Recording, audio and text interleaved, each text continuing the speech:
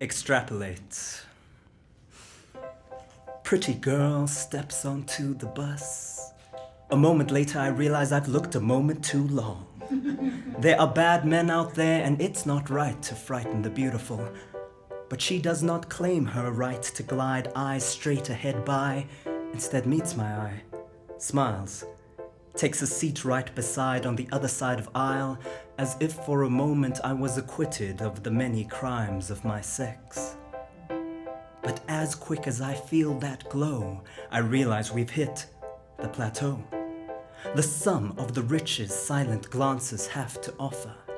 So I turned to her and said, "Excuse me, do you mind if I extrapolate?" Don't be alarmed, the word is mathematical, but this need not be arduous. "I study science," she said. "Though momentarily embarrassed, I do not surrender. Well, I've just entered into the study of a future together.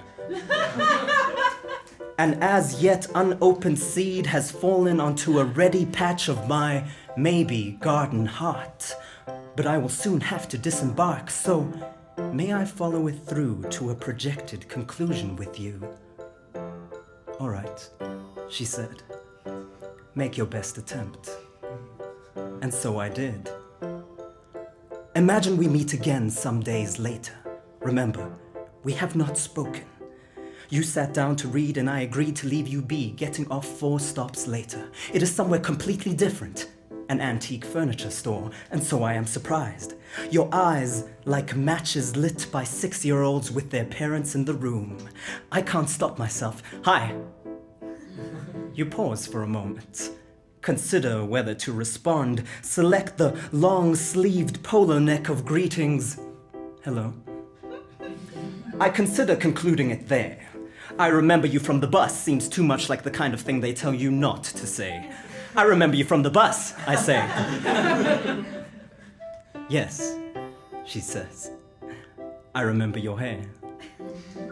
And I think to myself, good, that's a start. Yet it could already be an ending. You having laughed, it having been light and free, me asking for your number too much like a glass dome thrown around the rose, an artificial lung keeping somewhat alive, yet having no capacity for gasps of joy, or the gradual seeping out with the rage you save for only those you truly love, and so, languishing for what may be the last time in your eyes, I ask for nothing. I say goodbye. Now, imagine some weeks pass. The arms of my heart ache, having carried the weight of our future unbegun. But then we meet again, in a shopping mall.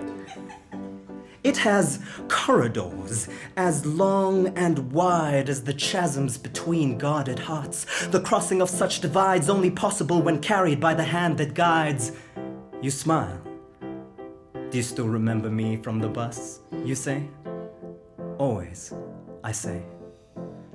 The passage of time, 2 months. The first time I've spent 72 hours with you. It requires an athleticism of the heart for those born as only children to tolerate another's constant, unrelenting, 72-hour-long presence, yet you have stood aside coach-like.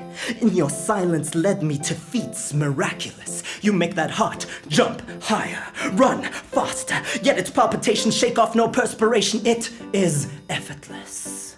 The passage of time, 2 years. Now done with our newborn ones, we wrestle our age-old fears. Those things your habit-bound spirit simply will not do, and yet there, in front of you, is your life's first good reason to try. To really try. The passage of time, 15 years. Sunday morning. We sit in a street-side cafe. You, reading, reach for your coffee, brush my hand instead. Look up, and your hand, your eyes linger, then return to the book. Pretty girl steps by. A moment later I snap back, not quite catching, but caught by your eye. You smile. Beautiful, isn't she? Yes, I say.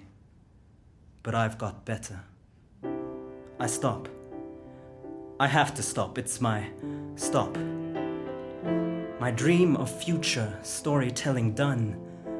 I gather and look one last time at the girl that smiles, sits other side of aisle of still redeemable men, and I say, how'd I do? It might one day be a garden, she says.